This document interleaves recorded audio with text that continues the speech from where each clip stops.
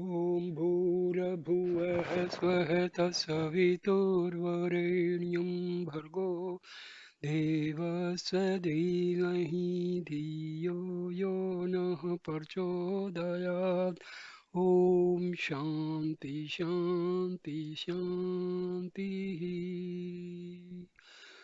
Om Shri Sai Ram. I am starting the fifth video on the discourses of Satya Sai Baba that form the Brahma Vidya or Atam Vidya of Sri Satya Sai Baba Bhagwan. Om Sai Ram, sir. I start the discourse. Forbearance, the primary spiritual quality. Whatever thoughts you have, they will bring you the corresponding results. Whatever you are feeling will be reflected in your way of talking and acting. In the very first place, you must endeavor to purify your feelings. You have to make your love pure. To do so, you have to develop forbearance, which is a serene patience and self restraint under all circumstances, giving good to all, even to those who may want to harm you. There is nothing greater than having this quality of forbearance. Forbearance is equivalent to truth itself. Forbearance is the heart of righteousness. Forbearance is the very essence of the ancient wisdom. Forbearance is non-violence in practice. Forbearance is contentment, it is compassion. Truly, forbearance is everything in all the world. Only when you have developed patience and forbearance will you be able to obtain the Lord. Now, over minor insignificant things, you lose your temper and become ridden with tension. Anger and temper are dangerous. They can ruin your life. If you suffer from anger, you will not be able to achieve anything worthwhile. You will be looked upon with disgust and derision.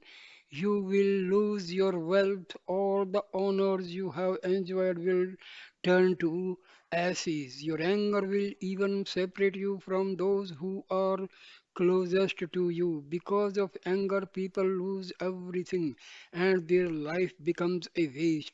Therefore, in the Gita, Krishna taught the principle of love and the need to cultivate love to counter hatred, jealousy, anger, and all the other bad traits that cause so much harm to you.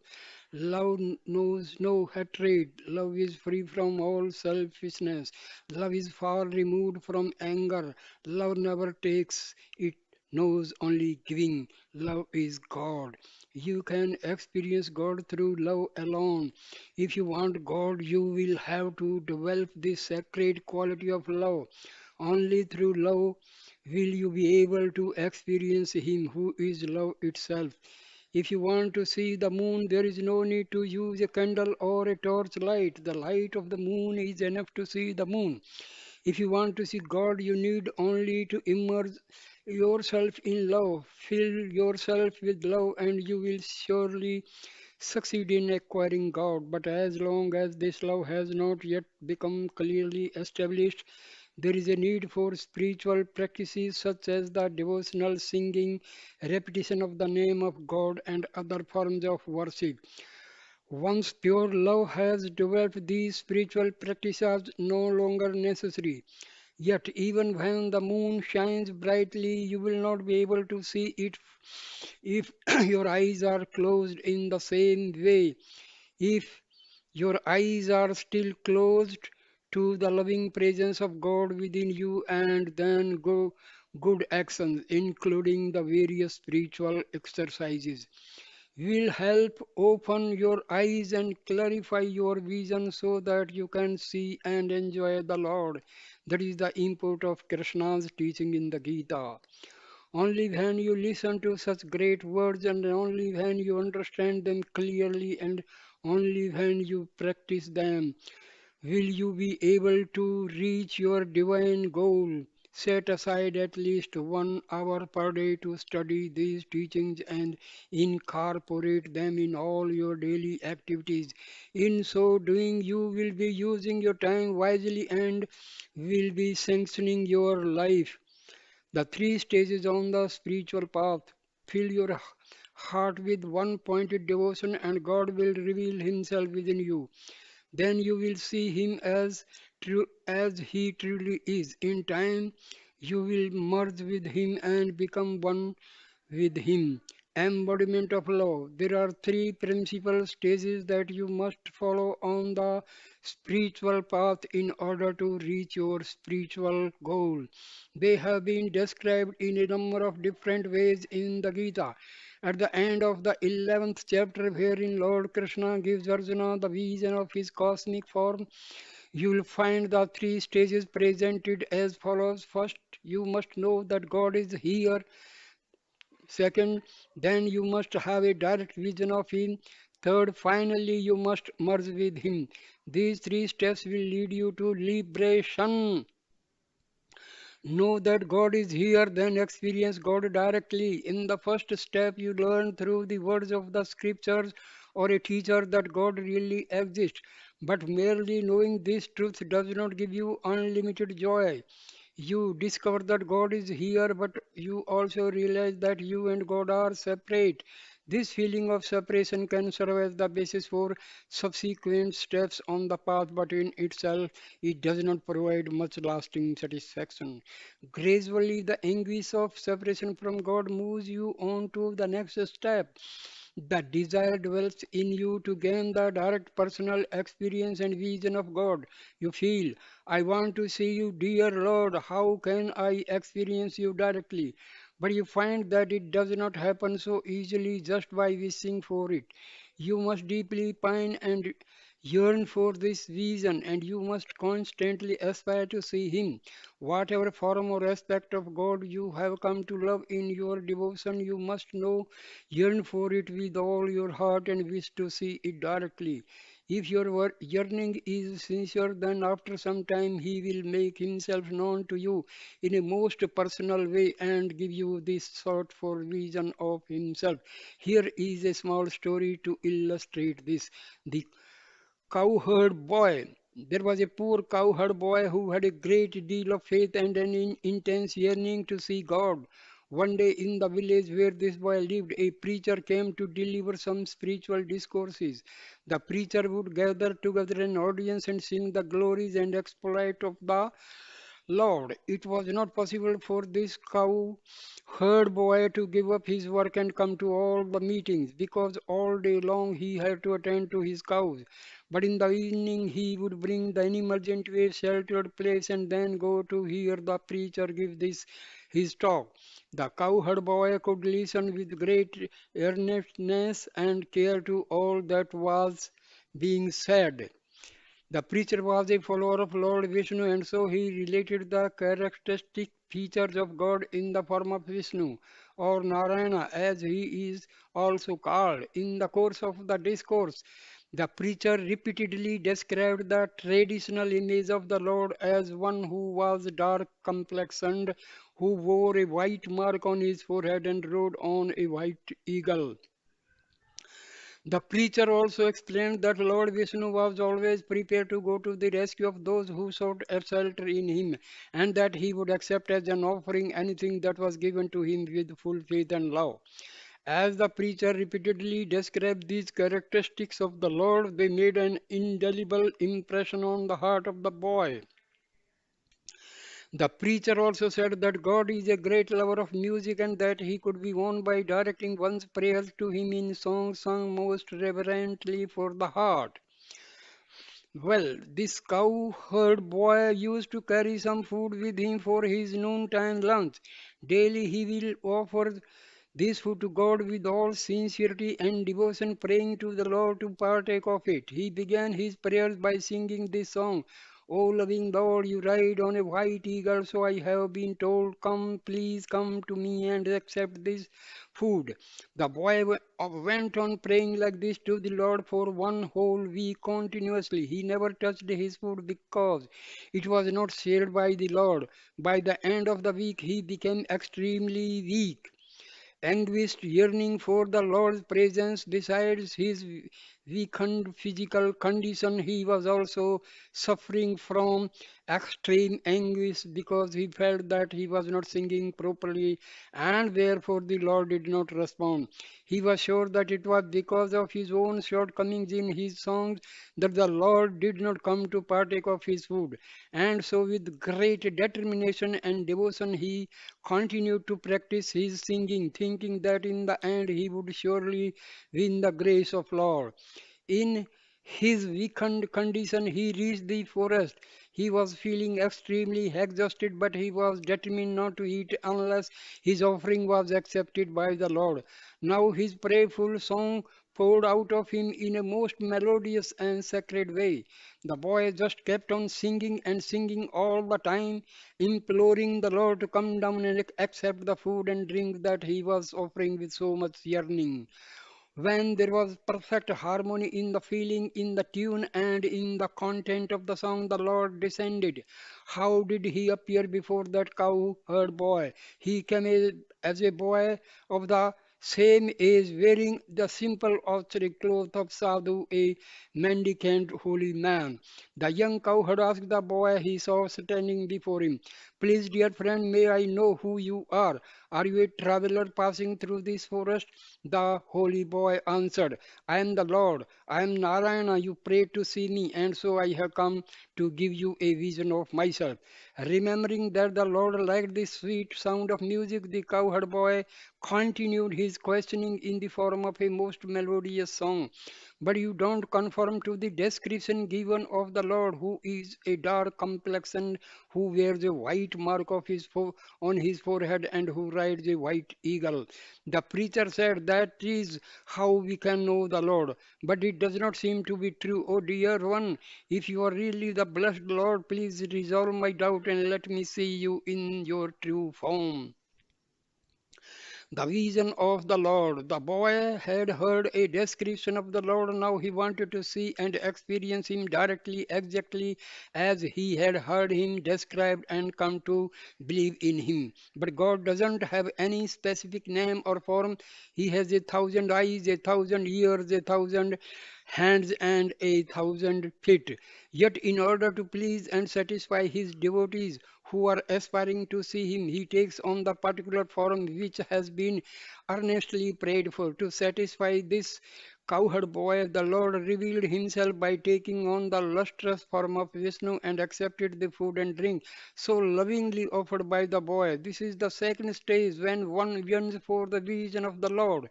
Even when that vision comes, it will still not be true form of God, but the one chosen through the prayers of the devotee. God loves sincere, heartfelt feelings, and therefore, in keeping with the feeling of his devotee, he will give his vision in the form which pleasures the devotee most. After the Lord left, the boy thought to himself, first I heard a description of him, and then I prayed for a vision of him. Now he has come down and I have seen him directly. But how can I reach him and be ever with him? By merely knowing that God exists, a devotee will not be satisfied, nor does he get full satisfaction by just having a vision of the Lord. Having had the vision, he yearns to be fully merged with him. It is only then that the devotee will be in unending bliss. In the case of this boy, the Lord had given a vision of himself and then disappeared. But from that moment on, the boy kept the picture of the Lord as he just seen him in the form of Vishnu, continuously imprinted in his heart. With that lovely form in his mind, he now began inquiring and thinking only of how he could reach him and merge with him. This is the third stage, beyond dualism. In the same way, by either listening to learned people or by reading and studying the scriptures, you can get some idea of what God is like. But ultimately, you will not be satisfied and happy with just this. It is still only a stage of dualism, for in this stage, you and God remain separate. Therefore, you will make an attempt to go beyond this stage of dualism to the next step, which is qualified non dualism. This refers to the deep aspiration to see and experience God directly. How can you get a vision of Him? By picturing in your own heart the form of God you heard described and then continuously thinking and contemplating on that form. Whatever you do, whatever you say, whatever you see, and whatever you listen to, you have to become one with that sacred form. The specific form of God you have pictured becomes a thought form in your mind. The thought form should then become saturated with the feeling of devotion so that it becomes a feeling form in your heart. Gradually, this feeling will deepen and strengthen until one day you will have a real vision of the Lord.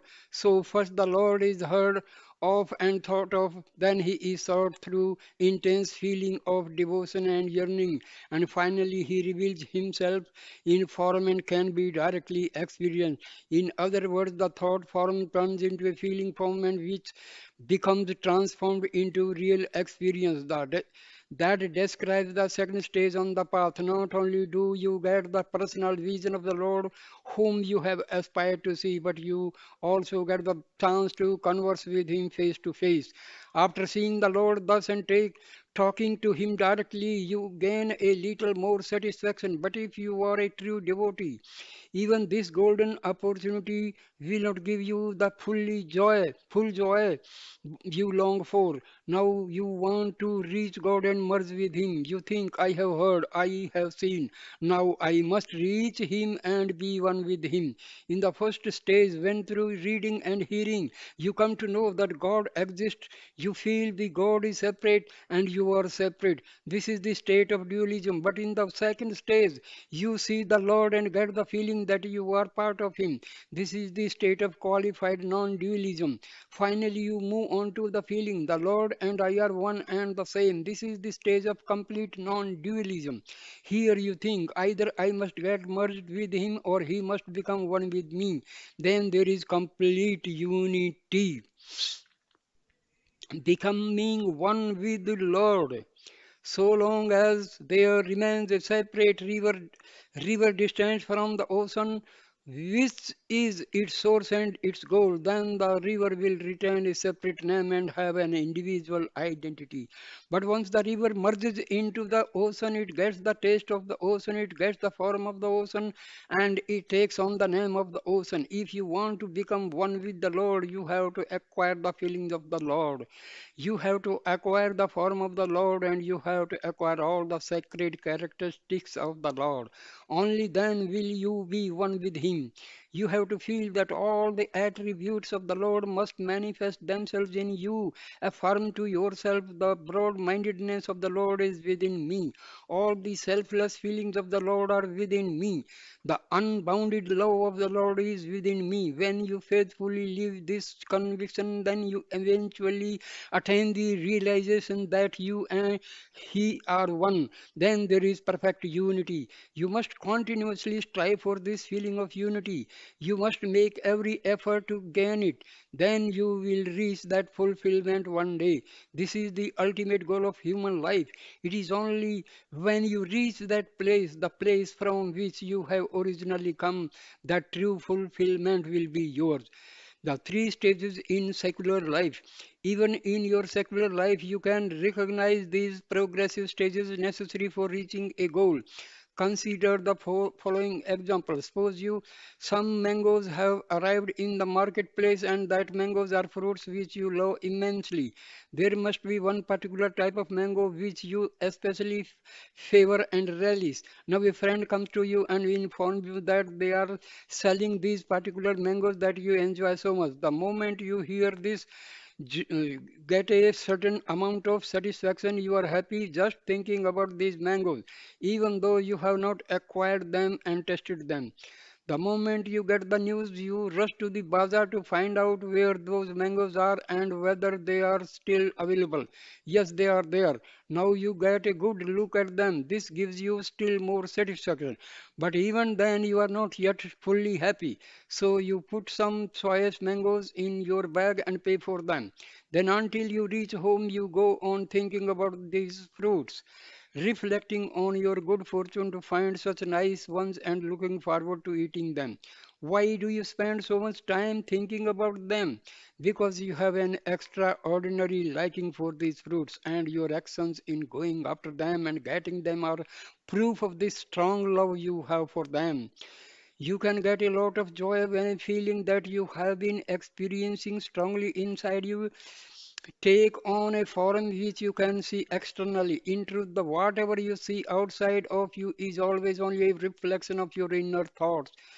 When you have a strong enough desire, you will manifest externally what you wish for strong internally. Your desire for the mangoes brought you to the market. Now you have brought them and brought them home. You wash them and nicely and peel them. Then you start eating them with great relish and anticipation. As you consume them, you blissfully enjoy the nectarine juice of these lovely fruits. Soon the juice is no longer something outside of you, but it will have become part of you. With that, you get immense joy. You feel complete bliss, knowing, seeing, and becoming one with the divinity. What is the reason for such great joy? Let us recapitulate the process. First, you came to know that the particular fruit you love had become available in the bazaar. That is knowing. After hearing about it, you did not get discouraged but developed the intense desire to get them and enjoy them. You went to the bazaar with great intensity of desire and yearning to see the fruits there. Finally, you found them and got a good look at those fruits. That is the stage of seeing. After seeing the fruit, you acquired them and ate them. This is the stage of entering into and becoming one with the object of your desire. Do you have such intense feeling for God?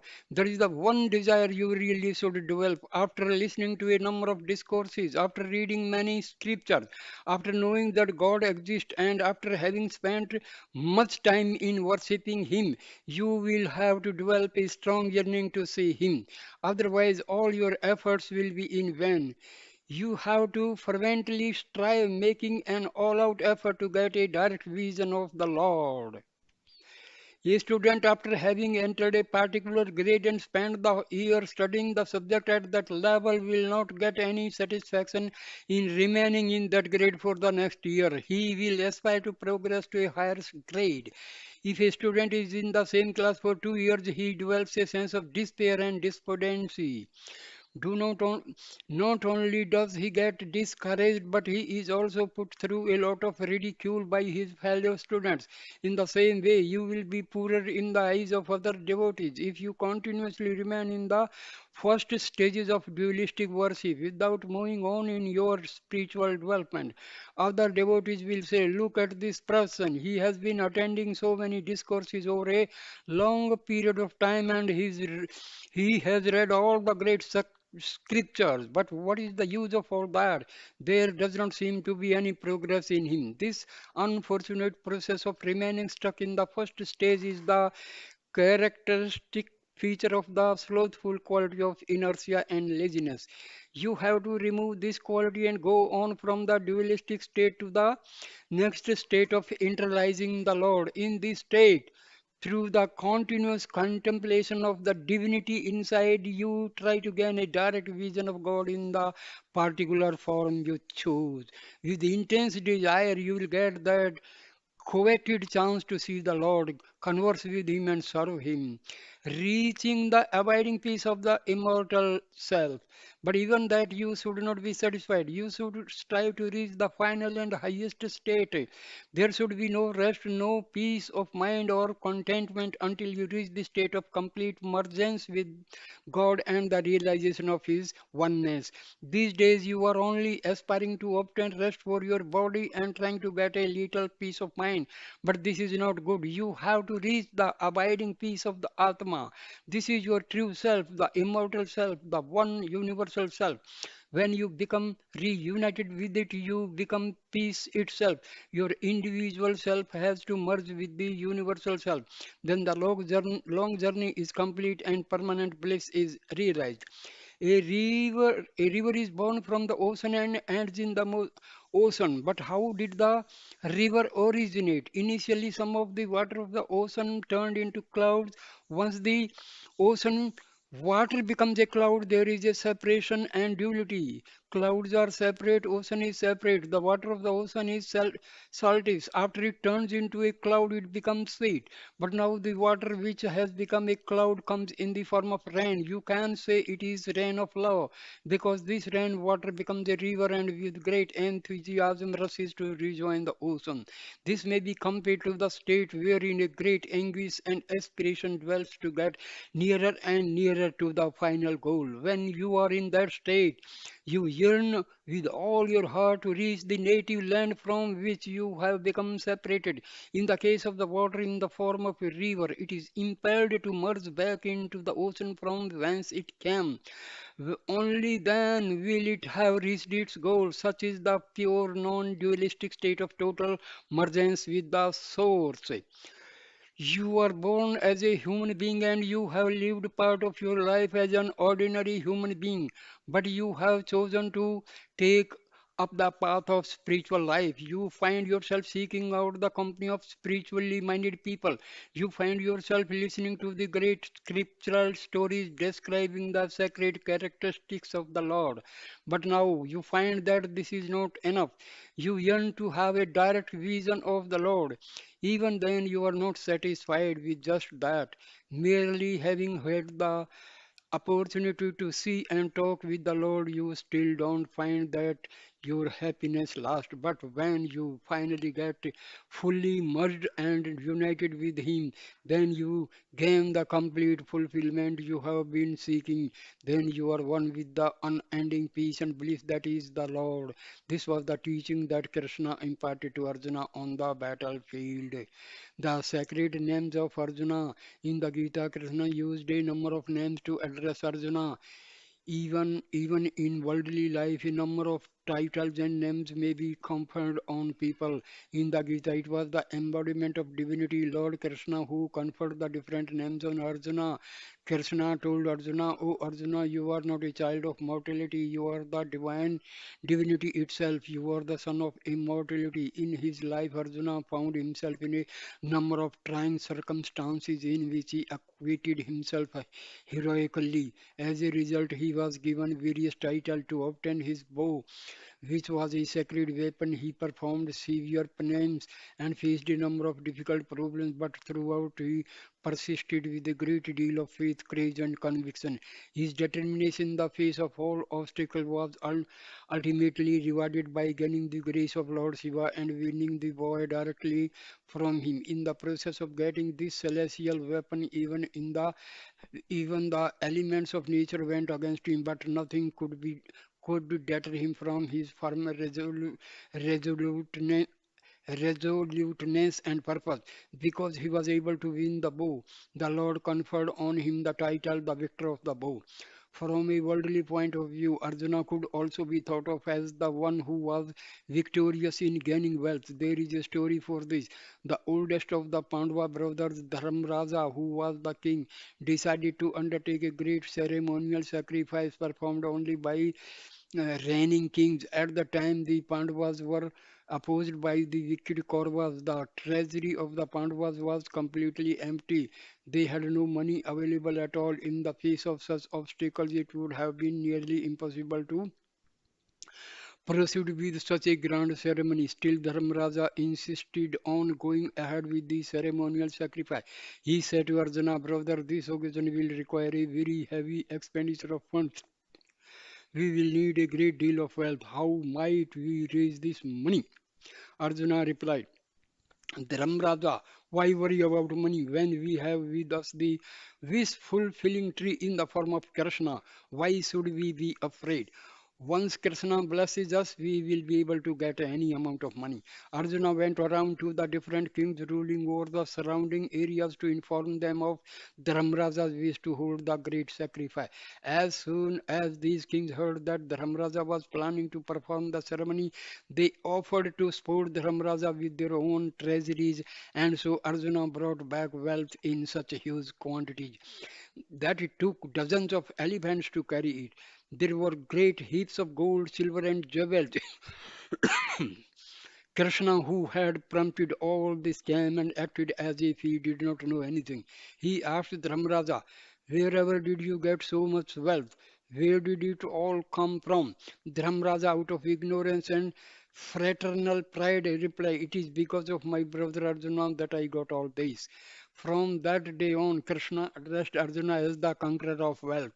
In this way, concealing his own role and announcing to the world that it was Arjuna who was able to gather so much wealth. There were many other names given to Arjuna, such as Son of the Earth. These names were not intended for Arjuna alone. As you hear these various names, you can start applying them to yourself. Each contains a deeper meaning and shows how the Lord showers His grace on His devotees. Make them part of you. Fully live them by strive to understand their deeper meaning and by putting them into practice in your daily life. Restraining the tongue in both food and speech.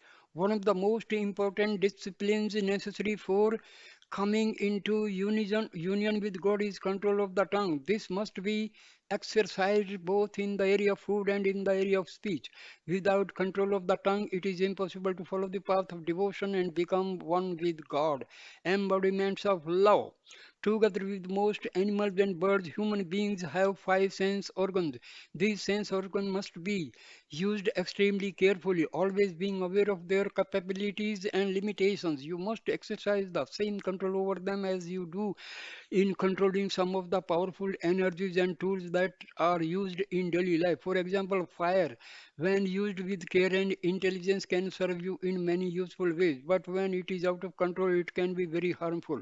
Or take a knife or electricity. If you know the proper way to use them, they will be beneficial. Otherwise, they can be quite dangerous. It all depends on the care you take and how well you use your intelligence. The spiritual teaching have laid great emphasis on knowing the proper use of the sense organs and applying that understanding to your day-to-day life.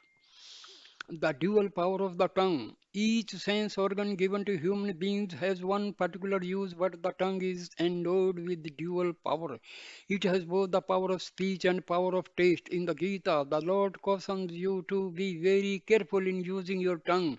He praises the devotee who has attained complete control over the tongue, for such a one will soon develop a pure and steady heart and feel the constant presence of the Lord.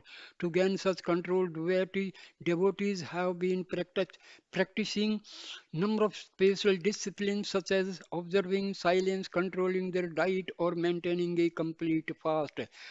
Fasting prompts health for the physical body. In the mental realm, it gives joy and bliss. Unlimited and unregulated food is very harmful for devotees.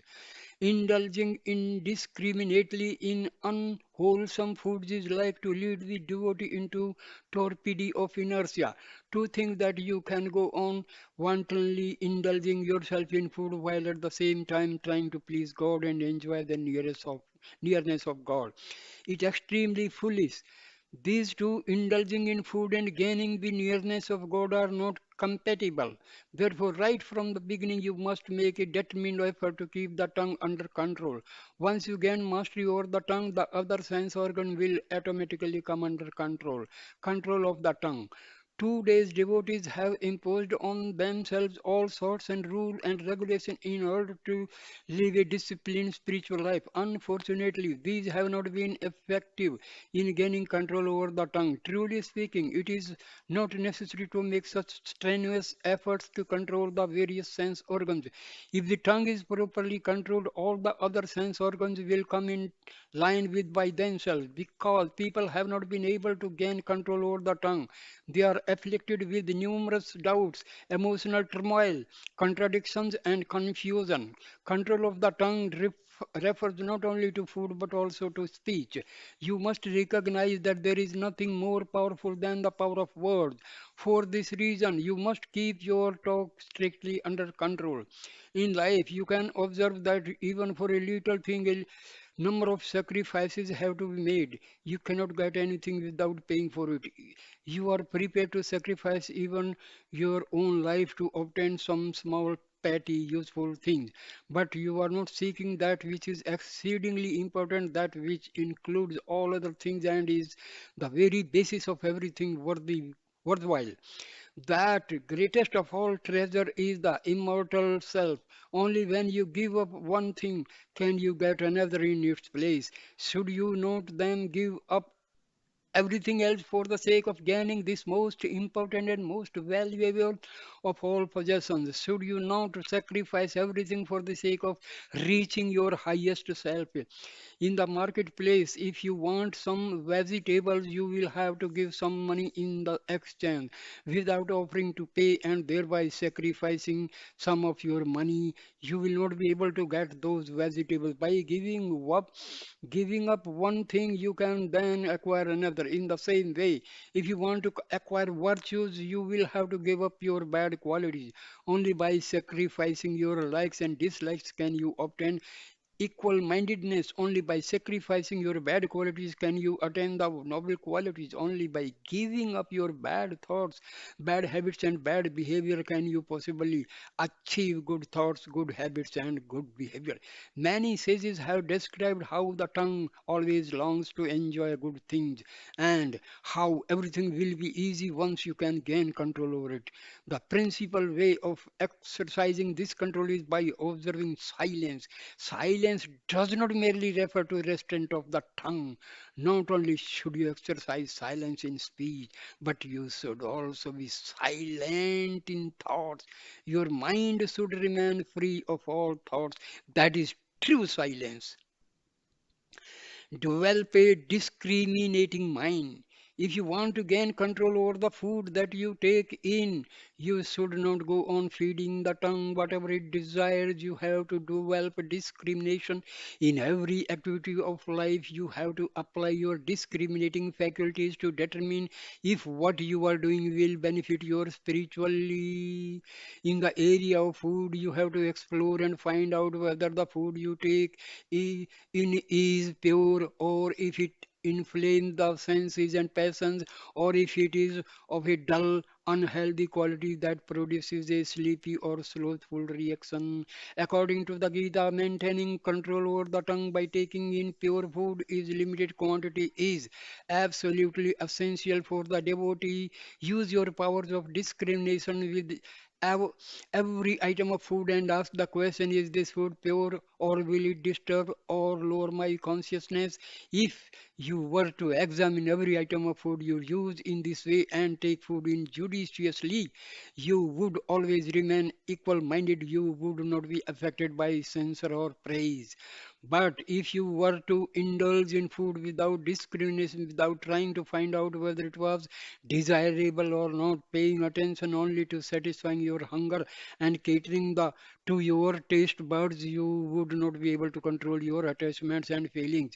You would sink down into the weakness. If someone were to make adverse comments about you, you would soon conclude that the whole world was against you and you would feel depressed. The moment you were criticized or blamed by anyone, your happiness would go. You would become grief stricken and regard all of life as meaningless. On the other hand, if anyone were to praise you and appreciate you, you would start bloating up with ego and pride. It would be practically impossible to hold you down. What the reason for such instability? The single most important reason for these weaknesses is the type of food you take in. All these adverse feelings come about because of your lack of control and discrimination in the area of food. The Gita has emphasized the need for exercising extreme care in selecting the food you eat. You must constantly keep in mind the importance of of pure food for helping you to maintain equanimity in all situations so that you become neither elated when praise is showered nor depressed when criticism is heaped upon. Purity of the food, the cooking vessels, and the cook. The Gita has also declared that there should be purity of the vessels and utensils used in cooking and purity of the cooking process itself. The vessels used must be absolutely clean. Purity refers not only to physical cleanliness but also to the way in which the implements and the articles of food have been acquired. You have to see whether these things have been acquired by proper means and honest work or whether they have come through dishonest means. Articles which are acquired by improper means and used for cooking food will not only generate bad thoughts but will lead you down the wrong path. The next step is to acquire into the purity of the cooking process itself by ascertaining the thoughts and feelings of the person who is cooking the food. There are three things that have been mentioned that must be carefully looked into the and controlled. Normally, you pay attention only to the purity of the vessels and not the other two, namely the purity of the person cooking and the purity of the food itself. You do not know the feelings in the mind of the cook, and you do not know if the shopkeeper has acquired the articles you buy in the market by proper or improper means. Therefore, just before taking your food, you should pray and offer the entire meal to God in order to cleanse and purify it. This prayer, which is offered before food, is not for the benefit of God but for your own benefit. It will purify your food by evoking God's blessings. Before eating, you can say your own sincere prayer from your heart, asking God to purify and bless the food. Or you can use formal prayers such as the verses from Gita that are traditionally used before food. These are the 24th verses from the 4th chapter and the 14th verse from the 15th chapter, which are particularly efficacious. The blessing offering food to God. In Sanskrit, the Gita verses used before food are Brahm Arpanam, Brahm Havir, Brahmajam, Brahmanahutam, Brahmevantena Gantavyam, Brahmakarma Samadhinaha, Aham Vaisnanara Bhutava, Prananinam Deha Misritaha, Pranapana Sama Yuktaha, Pachaha Annam Chaturvidham, which means the offering is to God, the act of offering is God, offered by God in the sacred fire which is God. He alone attains good. He, al- he alone attains God, who in all his actions is fully absorbed in God. I am the all pervading cosmic energy lodged in the bodies of living beings, unite with their ingoing and outgoing life breaths. I consume all the various foods. This prayer before eating removes all the defects and flaws in the vessels and in the articles of food, as well as removing any negative influence acquired during the cooking process. Before offering the prayer, the food is merely food, but once you offer it to the Lord, it becomes consecrated food. The role of the tongue in speech. The second aspect of the tongue is speech. As has already been mentioned, speech has its own powerful impact on the mind and the entire mental process. It has a tremendous power. It can perplex your mind, it can break your heart, it can even kill you. It can also give life and encouragement and help you to reach your divine goal. These are two opposite and contradictory results, both affected by the spoken word.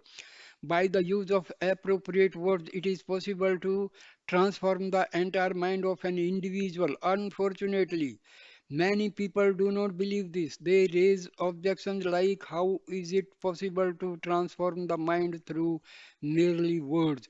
What experiments have been conducted to prove that there is this power in the faculty of speech? Words are only gross sounds heard through the ear, or else they think the mind is a very subtle thing. How can mere sounds transform something that is so subtle and fine? It is not possible. In this way, They will argue that it is impossible to bring about a mental transformation through words. There is a small story to illustrate this attitude. The story of the officer and the preceptor. There was once a government officer who did not believe in the great power of words to transform minds, particularly when it came to spiritual teaching. He happened to be the education secretary for a district, and included among the schools he had under his auspices were some religious institutions. One day he visited one of these schools where a preceptor was teaching the Holy Scripture to a number of young students. This spiritual teacher was expounding on some very profound concepts. Sitting there listening to this, the officer developed a headache. Finally, he told the teacher, "My dear fellow, these are small children. There is no need to burden them unnecessarily with such lectures. This will be completely useless to them. Such scriptural truths and deep philosophical concepts cannot possibly grasped and understood by such small children." The teacher replied that only when children are at such a tender and impressionable age can they be led on to the proper path. Being taught these noble truths from the very beginning, he felt would clear their hearts of doubt and put them on the right track in life. The officer said, "I do not believe in all these words. How can mere words transform the mind? I do not think this will ever be possible." The teacher tried to convince him through various explanations and arguments, but the officer would not listen and allow any of the teacher's wisdom to penetrate into him. It was a case of a closed mind. Too much authority often results in cynicism and exaggerated sense of self-importance. Cleverness follows, and in a short time all the virtues disappear and the reason becomes impaired. When the teacher realized that no matter how hard he tried, it was impossible to explain his point of view to this officer, he decided to prove his point by a practical lesson that the officer was sure to understand. He asked the youngest of the students to get up and told this small boy, "Child, you go and physically throw this officer out of the room.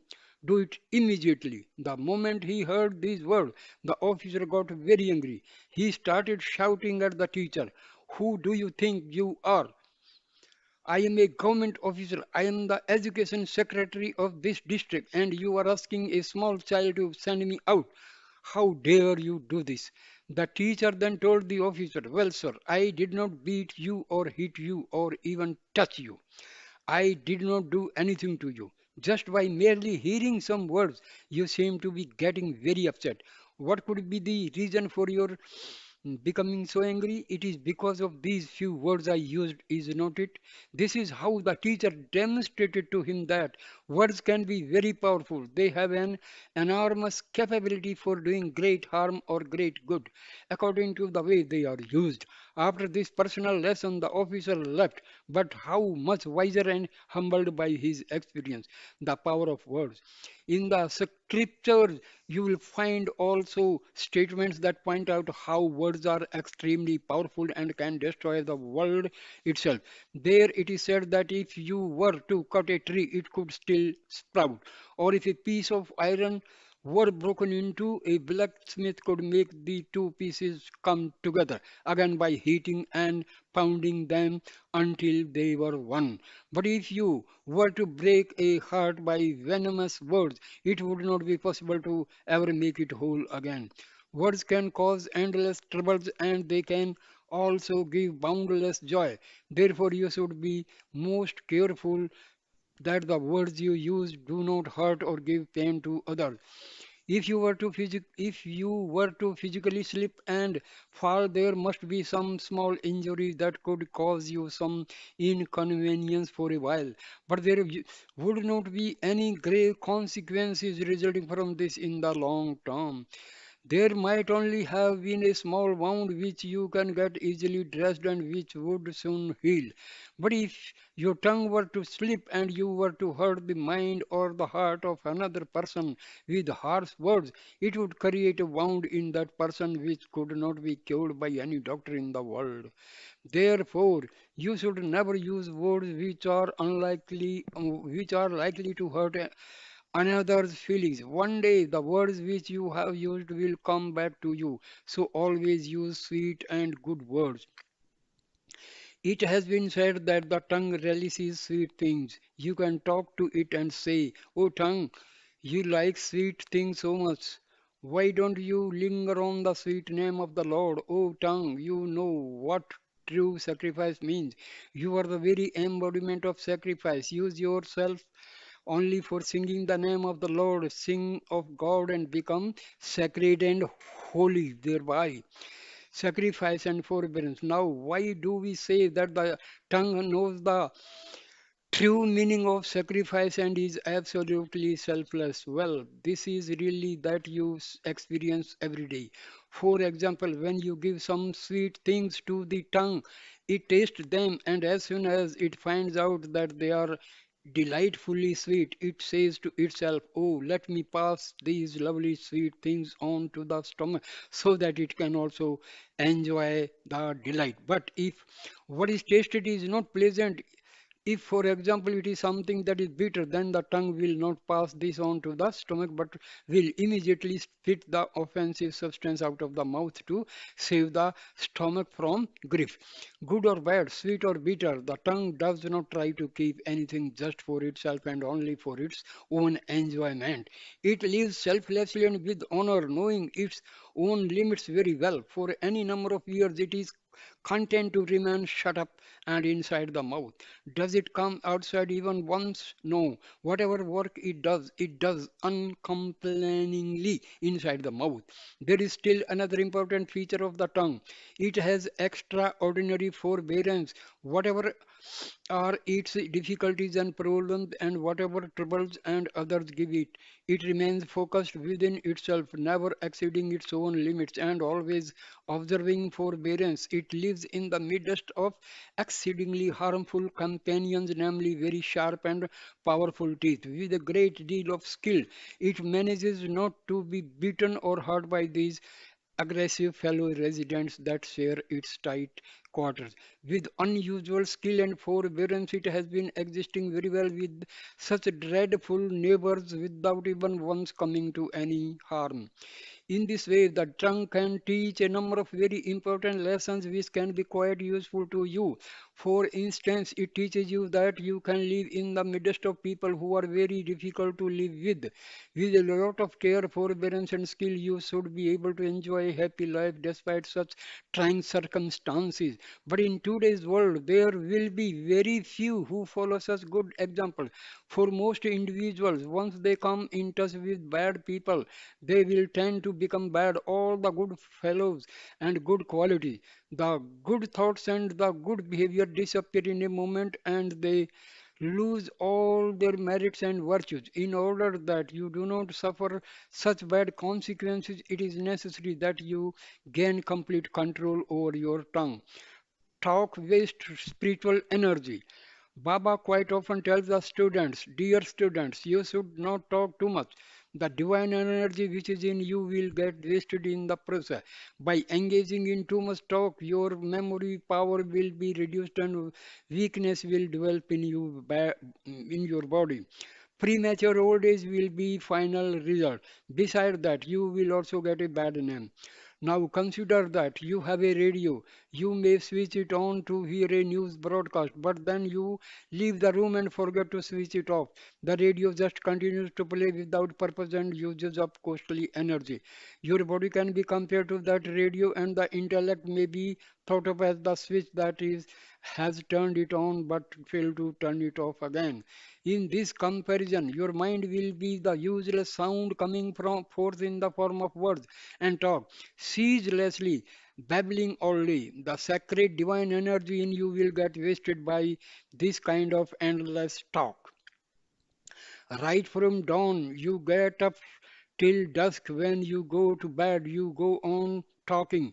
If not loudly, then within yourself. The volume might be turned down, but nevertheless, the talk will be going on all the time. The radio inside you just keeping on playing non-stop, and the valuable spiritual energy that is within you gets wasted, just as electricity is consumed in the case of the radio. Whether it is playing loudly or softly, the energy just drains away. The most common cause of premature old age and senility is this talk and more talk and still more talk. All this talk is not good. You have to observe silence. From birth, you have not developed the habit of inner silence. You have to develop it now. Actually, the two functions of the tongue are closely related. Too much talk leads to unnatural hunger. When the talker feels more hunger, he will, of course, take more food. Because of this excess food, feelings will arise which will express themselves in still more talk. In this process, controlling the senses become an almost impossible task. If you were to give a horse very concentrated food and then confine it to tie up, it would become very nervous and upset and would not be able to keep quiet. After you feed a horse, it is necessary to exercise it also in the same way. If you take in rich food without working hard and taking some exercise, you will become nervous and restless, and you will also develop egoistic feelings of selfishness and pride. Proper exercise will strengthen your health, and proper food taken in moderation will control the negative tendencies. One of the main purposes of spiritual practice is to see it that the food you take in will be used in the service of society. You must be firmly resolved to always do good in the face of some adversity. You should not flicker like a flame in the wind. You must have strong self-confidence. Self-confidence.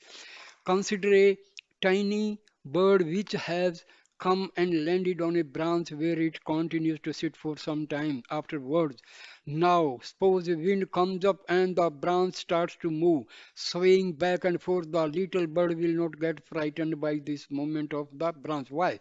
Because it does not depend entirely on the branch for its sport. It depends on its wings, and so it has strong self-confidence that no amount of movement of the branch would disturb it.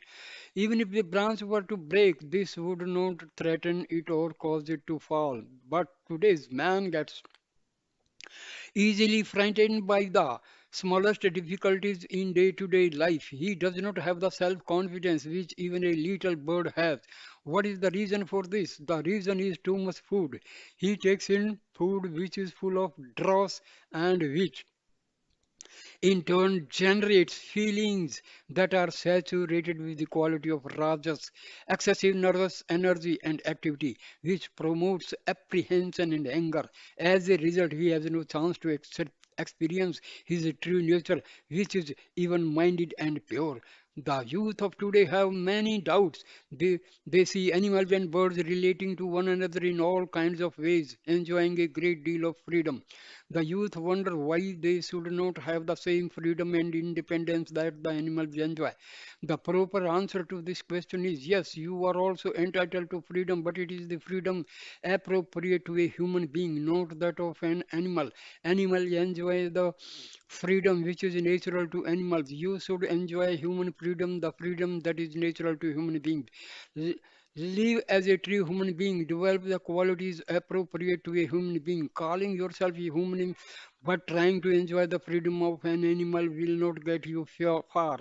The human characteristics are sacrifice, love, compassion, generosity, sympathy, non-violence, and other such noble qualities. Do not develop the qualities associated with an animal, and even worse than that, do not succumb to qualities much lower than an animal, namely the qualities of a demon, such as selfishness, anger, hatred, lust, jealousy, and the like. These demonic qualities have no place in human beings. If a selfishness, pride, and jealousy, in particular, you should never allow selfishness, pride, and jealousy to take up residence within you. These three are the worst of the bad traits that infest man. If you wish to acquire only good qualities, the human qualities instead of animal or demonic qualities, then you will have to acquire control of the tongue in both the areas of speech and food. This is the royal road for human beings. The path of devotion requires that you use the tongue properly, which means that you use food properly and use words properly. Especially in this dark age of materialism and unrighteousness, the tongue can get easily sanctified by repeating the holy name.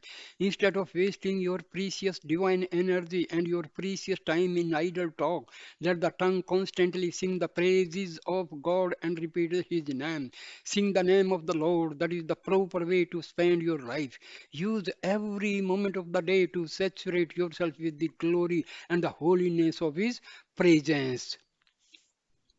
You can reach God through love alone. The Lord declared in the Gita, when you constantly think of me with love, I will bless you with the gift of spiritual discrimination. This will lead you to permanent union with me. I promise this to you. Embodiment of love. The Buddhi is the discriminating faculty through which you can separate that which is real from that which is unreal, that which is permanent from that which is changing. This power of spiritual discernment become available to only to people who have developed sacred devotion and are filled with love for God. Devotion is the royal road to attaining the highest wisdom. In truth, it is the only path leading to self-knowledge. Devotion evokes the grace of God. The Lord proclaimed in the 12th chapter of the Gita, the one who is devoted to me is very dear to me. Devotion. What is devotion? It is the steady flow of love towards God. When your love flows towards individuals or towards transient